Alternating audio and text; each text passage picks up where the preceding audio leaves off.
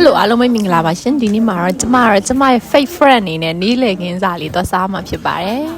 ကျမရဲ့ fake friend တွေကတော့ဒါတွေပဲဖြစ်ပါတယ်ရှင်ဘတ်ဂျက်ဆိုင်လေးမှာသွားစားကြမှာပါ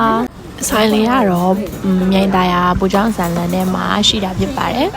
ဒါကတော့မြင်သားရပူချောင်းဆန်လန်တွေကိုတဲဝင်လာမယ်ဆိုလို့ရှိရင်တော့ဒီလမ်းတိုင်းမှာဆက်သွားရင်တော့ဆိုင်လေးကိုတွေ့ရမှာဖြစ်ပါတယ်ဘယ်နားလေးမှာရှိတာလဲဆိုလို့ရှိရင်လိုက်ကြည့်ကြပါအောင်ရှင်ကျမတို့ကတော့အဖွဲတောက်တဲ့အတွက်ကြောင့်အုပ်စုလိုက်သွားပါတယ်ကျမရဲ့ငယ်ချင်းတွေကတော့ fake friend တွေဖြစ်တဲ့အတွက်ကြောင့်မလို့ကျမကိုတိတ်ပြီးတော့ game site ကြပါအောင်သူတို့ကတော့ကျမရဲ့ fake friend လေးတွေဖြစ်ပါတယ်ပြီးတော့ကျမတို့သွားကြပါတယ် fake friend တွေဖြစ်တဲ့အတိုင်းတယောက်ကိုတယောက်ပခုံးလေးဖတ်ပြီးတော့ပြန်ဟန်ဆောင်ပြုံးလေးနဲ့သွားကြတာဖြစ်ပါတယ်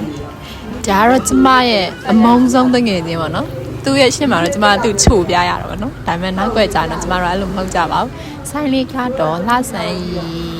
အထည်ဆိုင်ရဲ့ရှေ့မှာရှိတာဖြစ်ပါတယ် EY ချင်းဆိုရဲစပင်ဆိုင်ရဲ့ဘေးမှာရှိတာဖြစ်ပါတယ်ရှင်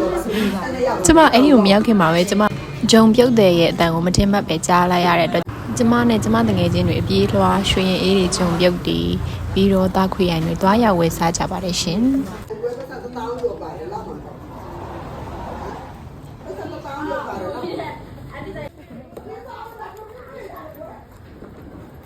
မီနူကတော့အတုပ်တွေ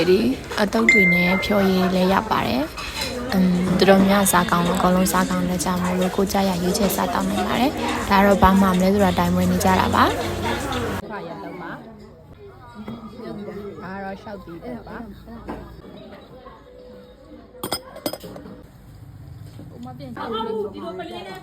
အတုပ်တွေအားလုံးမှာတပွဲကိုမှ2000နှုန်းဖြစ်ပြီးတော့အေးရလည်းတစ်ခွက်ကို2000ဖြစ်ပြီးသမင်းကတော့တပွဲကို1000နှုန်း